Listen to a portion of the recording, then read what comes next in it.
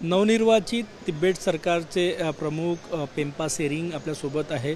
Sir आप महाराष्ट्र के दौरे पर हो, नागपुर के दौरे पर हो, संघ भूमि कहा जाता है नागपुर को, क्या कहेंगे? तो पहले बार तो यहाँ बहुत साल पहले वो आया था। उस समय सरसंघ चालक मिला था। अभी इस मोहन भागवत जी से पहले धर्मशाला में भी मिला था। तो यहाँ तो संघ का भूमि है, भारत का हिंदुओं का सबको जोड़ने का एक स्थित है। तो अभी इस बार फिलहाल में यहाँ का नज़दीक में महाराष्ट्र में हमारे एक ही तिब्बती सेटलमेंट है गोथनगांव में। वहाँ के हमारे लोगों से मिलना है और यहाँ से उड़ीसा मैनपाट सब जाना है। जो भारत का सहकार्य कैसा मिल रहा है आपको तिब्बत में, क्या कहेंगे आप इसके बारे में? क्योंकि भारत सरकार और हम लोग 1959 में निर्वासित में आया, तो उस समय से अभी जो भी हो हम लोग जो भी है वो भारत सरकार के वजह से है। अगर भारत सरकार हम लोगों ने इतना मदद नहीं किया होता तो हम लोग अभी इतना सक्सेसफुल नहीं होते हैं, क्योंकि दुनिया में एग्जाइल कम्युनिटीज़, निर्वासित कम्युनिटीज़ बहुत हैं और हम लोग तो सिर्फ 1,30,40,000 के हैं दुनिया भर में पूरा। और भारत में आजकल 70,000 है, 70,000 है, और नेपाल में 8,300 है, भूटान में 1,200 है, मगर इन लोगों को सिटीजनशिप दिया जा रहा है। बाकी बाहर 50-60,000 बाहर है।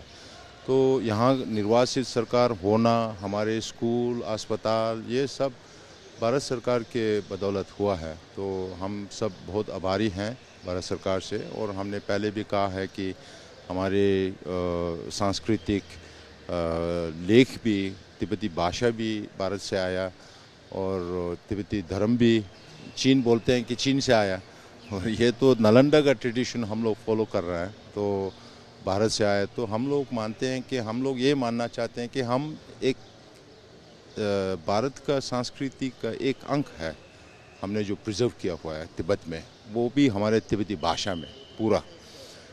जी, तिब्बत एक बड़ा भौगोलिक क्षेत्र है, लेकिन अलग अलग जगह अब साथ है। चीन बहुत बार जो है वो आग्रही रहता है। कैलाश मानसरोवर वहाँ है, हिंदुओं का पवित्र तीर्थ स्थल है, उसके बारे में क्या कहेंगे? अब इस बार कैलाश मानसरोवर को खुला गया, क्योंकि उसका अपना नीति होता है चीन का, क्योंकि इस बार इनको मार्केट चाहिए भारत का।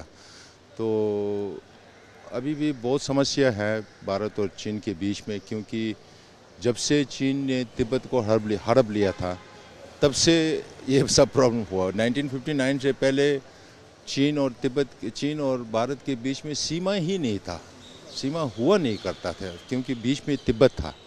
तो उसके बाद में पहले 1962 में वार भी हुआ इंडिया के साथ। अभी भी ये बॉर्डर का प्रॉब्लम सब चल रहा है। तो जब तक एक दूसरे से विश्वास नहीं होगा तब अभी कितने राउंड चले गए अब उसके भारत बॉर्डर टॉक्स अभी 20-30 हो गया होगा, अभी तक कुछ भी सुलझा नहीं हुआ उसका। इसका सिर्फ यही वजह है कि चीन सरकार उसको ट्रस्ट वर्दी नहीं है, उसको ट्रस्ट कर नहीं सकता, विश्वास करना बहुत मुश्किल है। नहीं तो उसको सुलझाने में क्या टाइम लगेगा, वो सब हो सकता है, मगर कर नहीं रहा है, क्योंकि नीयत भी खराब है, नीति भी खराब है। जी, परम पूज्य दलाई लामा जी का उत्तराधिकारी चुनने की बात होती है, लेकिन चीन जो है बहुत बार हस्तक्षेप भी कर रहा है। और चीन तो चाहते हैं कि सब पावर, दुनिया का सब पावर उसी के हाथ में हो। तो ये जानते हैं कि अगर परम पवन जी का रीइंकार्नेशन उसके हाथ में आ जाए तो राजनीतिक तौर से तिब्बती लोगों को कब्जा मतलब कंट्रोल कर पाएंगे। तो उनका यही सोच है, एक ही सोच है, पॉलिटिकल सोच है। धार्मिक तो विश्वास नहीं करते हैं। तो जब धर्म में विश्वास नहीं करते हैं तो कैसे रीइंकार्नेशन चूज़ करेंगे, क्योंकि वो कॉन्सेप्ट को बिलीव करना है ना, कि रीइंकार्नेशन का कॉन्सेप्ट ही यही है कि इस जन्म में आपने जो काम किया उसको दूसरे जन्म में ख़त्म करना है या उसको आगे ले जाना है।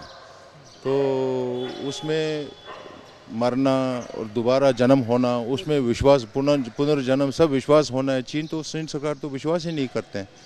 तो इसलिए हम बोलते हैं आप लोग अगर रीइंकार्नेशन में बहुत दिलचस्पी रखते हैं तो फिर माओ जेडुंग का पहले ढूंढ लो, तेंग शाओपिंग का दूसरा ढूंढ लो, चांग सेमी का तीसरा ढूंढ लो, फिर बाद में शायद परम पूज्य जी अगर हमारे साथ नहीं रहे तो फिर ढूंढ सकते हैं जी। कॅमेरामॅन सचिन सयामसोबत गजान नोमाटे, TV9 मराठी, नागपूर.